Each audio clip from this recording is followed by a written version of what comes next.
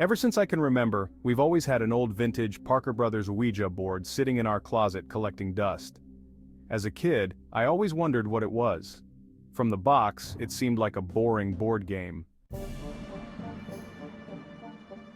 One day, I found out what a Ouija board really is and immediately dug it out of the closet. I insisted on my brother trying it out with me, and eventually he agreed. We put our hands on the planchette, and I began asking the typical cliché questions like, "Is there anybody there? And can you answer me?" Other than my brother jokingly moving the planchette around, there was no real response. After getting bored, we put the game back in the box. That night I did a little research to find out how to make Ouija boards work. Many people online said the most ideal environment is a dark room lit only by candles. So, when my parents were out, I gathered 6 or 7 candles and convinced my brother to try it one more time. I lit the candles and set them around the table in the dining room with all the lights out. We tried again and I asked if there was anybody there. The planchette began to move. I told my brother to stop moving it, but he swore he wasn't. I told him to move his hand away and it kept moving. My brother thought I was messing with him, but I didn't pay attention. The planchette landed on the word yes. I was only 9, so I was legitimately terrified. My older brother took over and asked, "Are you a good spirit?" There was a 5-second pause before the planchette moved to the word no. We looked at each other, and I ran to my room and shut the door. He continued with the so-called game. I heard his muffled voice from the dining room. Then suddenly he screamed. I ran downstairs to see what was wrong. He was holding up his shirt, revealing a small open wound that looked like a claw mark. He told me to set the fireplace immediately, and I obeyed. He threw the board in the fireplace and told me never to speak of it again. I got a call from my cousin who said he, his brother, his dad, and his best friend were using a Ouija board in their basement.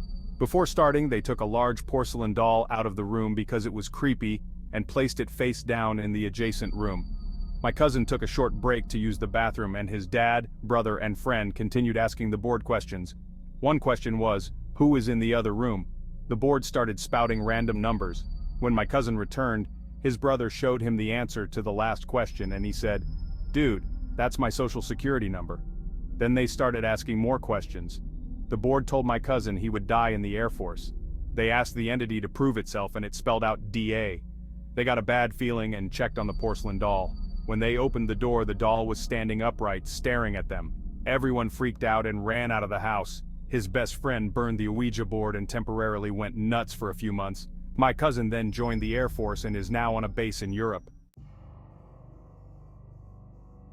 One night I had friends over and we found a Ouija board in someone's garbage.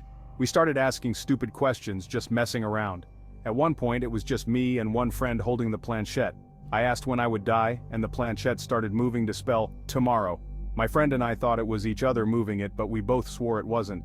The next day while walking my dog, his collar snapped and he darted into the road. I chased after him and barely avoided getting hit by a car. Later, while sitting under a ceiling fan, it suddenly fell, nearly decapitating me. I don't know if it was a coincidence, but I had 2 near-death experiences the day after the Ouija board said I would die. I'll never touch a Ouija board again. We had a huge closet full of old board games, and one of them was a Ouija board. I always wanted to try it out, but my family was always home. One weekend my parents were going to the city, and my brother was on a Boy Scout campout, so I had the house to myself. The weather was terrible, windy and rainy, but I thought a rainy night would make it more ritualistic. Around midnight, I set up the board in the dining room and dimmed the lights. I asked a bunch of questions but got no answers, so I put the board away and went to bed. I woke up to hear creaking noises coming from downstairs. At first I thought nothing of it, but the creaking got closer. I was sure someone was in the house. This was before cell phones, so calling the police wasn't an option. The creaking stopped right outside my door. A huge strike of lightning lit up my bedroom and I saw a black limb wrapped around the door. My door suddenly slammed shut, and I let out a shriek. Shaking and crying, I hid under my covers for hours.